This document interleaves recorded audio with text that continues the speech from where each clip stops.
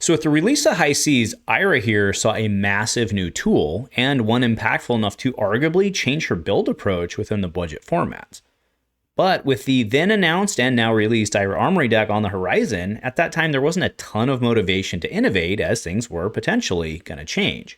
But now that the Armory deck is released, let's chat the new Ira in the budget formats.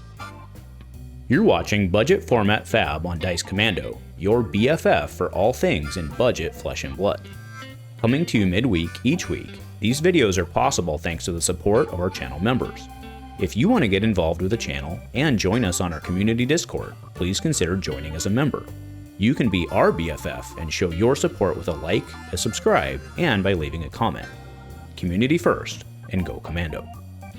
Hey there, my flesh and blood friends, it's your BFF here on Dice Commando, and today we are talking budget Ira, and more specifically, heck, let's just cut right to the chase.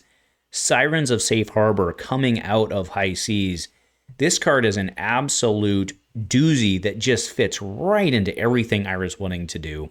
As a 2/6 generic attack, it only defends 2, so you don't like that, but you don't really care, because when it's put into your graveyard from anywhere, from your hand, from the combat chain, from defending, well, that would be the combat chain, but you get my point. When this is put in your graveyard from anywhere, gain 1 health. So, the value on this on an Ira second swing in the 1/2/7 build, as I call it, it's pretty much everybody calls it, is pretty phenomenal, right? This is a 1/2/8 off of a 2-card hand. A blue, either your Kodachi or your Edge of Autumn. You pick and choose. I think you want to do Kodachis and, well, I think you want to do it in Commoner. I think you want to play Edge of Autumn in the other, and we'll talk about that. Today, by the way, we're talking both Commoner and Project Blue. Oh my god, this card. Wow. So I think this card changes quite a bit within the Ira structure overall. And let me explain why. So historically, and to be clear here, blue folks, just stick with me. We're going to go to Mordor and then to the Shire, right? I'm going to talk Commoner first because that's the baseline. Then we're going to iterate on Project Blue. There are 2 decks below. One is a Commoner build. One is a Project Blue build. You can evaluate and let me know accordingly what you think. But we're going to start with Commoner because that builds into Project Blue. Okay, that's the logic. Stick with me. I'll time tamp it, but just it's worth it. Okay, just stick with me. Now, if we go back and we look historically at the Ira builds that have found the vast majority of their success in the Commoner format, they've played 2 slots that are the 2 drops. Now, like if you're Cash, right? Shout out to Cash. Cash plays Brutal Assault. He even still does to this day. Plays Brutal Assault and Stony Wootenhog, right? That weighs 2 poppers within the deck, both of that can come as a 1/2/7. Okay, now, obviously, Stony Wootenhog is, potentially more or on that. Either way, but you get the point, right? It's additional threat. Okay, works perfectly.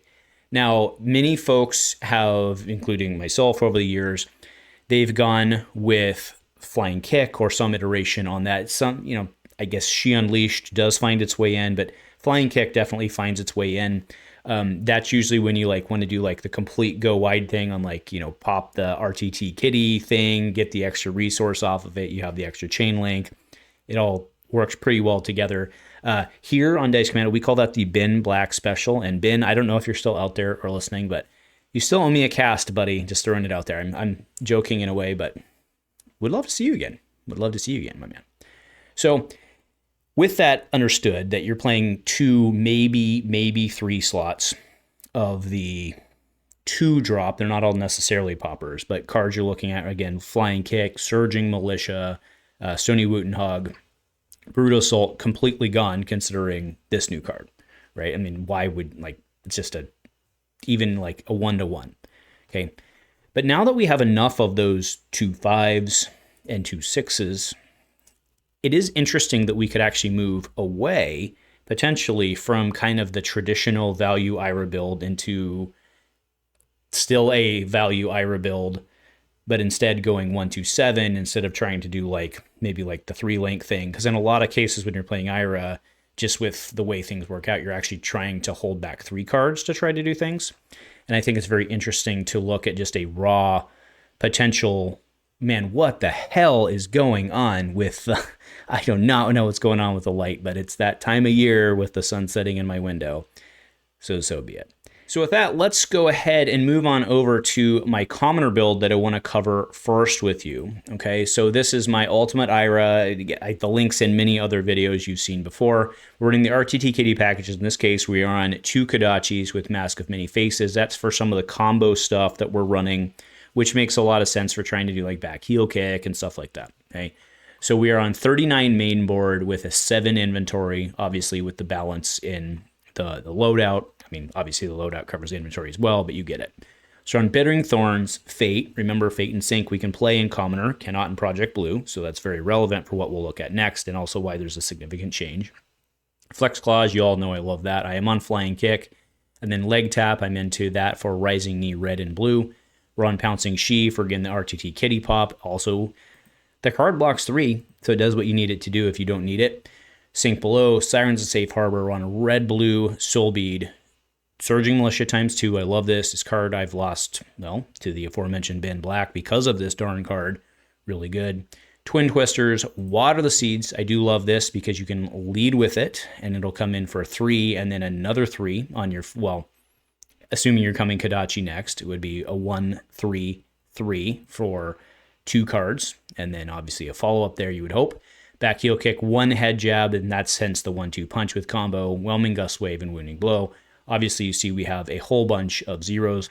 I am not playing Nip in the Heels here because of the combo synergy. Nip in the Heels has become a very, very, very popular card for pretty good reason.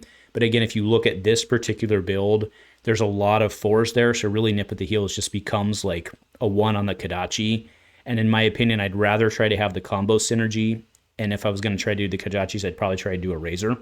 Right? So that is why I've steered away from that. You can absolutely do Nip at the Heels, or even Razor 2 in one of the slots, like Rising Knee would be a great, right? Whatever you want to do with it. Okay. Then we have the loadout, Freewheeling Renegades. I love because it's a natural 6 as a popper. It also puts threat and gets them to block, which is in most cases what you want to do. And we're on Polarity because Wizards done take a hit with Waning Moon. Okay. So that's where we're at in Commoner. Now, let's flip over to Project Blue, Andrew's ultimate peanut butter and jelly. So we're on the RTT Kitty package with Blade Beckoner Helm based on the ban list, and I'm on Edge of Autumn in this case specifically because the Seek Vengeance line is rare, or are rares, so they actually work here, and that is a great, great starter into like a Frying Click or something like that, right? So a lot of this is very similar in terms of Bittering Thorns, Flex Claws, and kind of the good stuff that I like, but you see that there's a huge shift in kind of the mid-rangey stuff, because we can pull in Humble as a 2/6. We can pull in Sirens, obviously, as a 2/6. We have Wreak Havoc as a 2/6. And then I'm playing this one just because I like it. And it's very interesting because we also have Legacy of Ikaru, which is +1. And we have Nip at the Heels, which is +1. Both of which pump Whirling Mist Blossom. I like it. I have 1 copy of Wax On. I do have Tiger Eye Reflex. That is our D-React. Remember, this is a very D-React light format with the current ban list. Also, it makes us our kitties, again, for our Pouncing She. We can do what we need to do. You can also just have that kitty to come in for 1, right? It just works that way. Obviously, you wouldn't want to do that in a combo type thing, but if you're doing like a 1-2-7, or that's what you have in hand, you could do a 1-1-2-7 with blocking 3 from Arsenal because, again, Tiger Eye Reflex has Ambush, which is pretty sweet.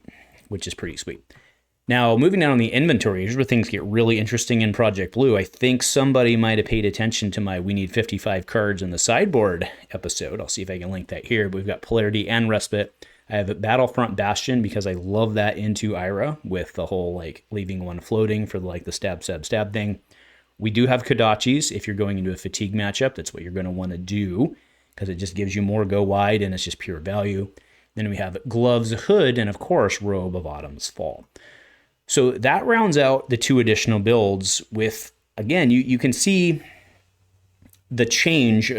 I believe you can see the change approach I'm making here of just Sirens itself allowing you to really lean more heavy into just the stab over the top. And that's where we see the Project Blue build especially, is being able to play Edge of Autumn and not care that you're kind of functionally leaving the other Kodachi on the table.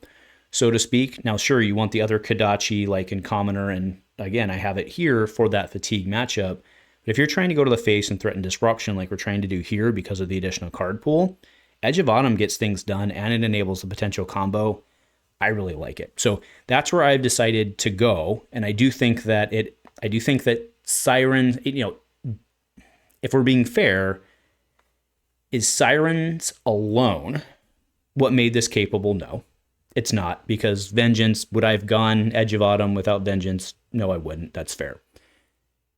But bringing in that additional just massive value, and I mean, it's a windmill slam in the deck, right? No one's going to argue that.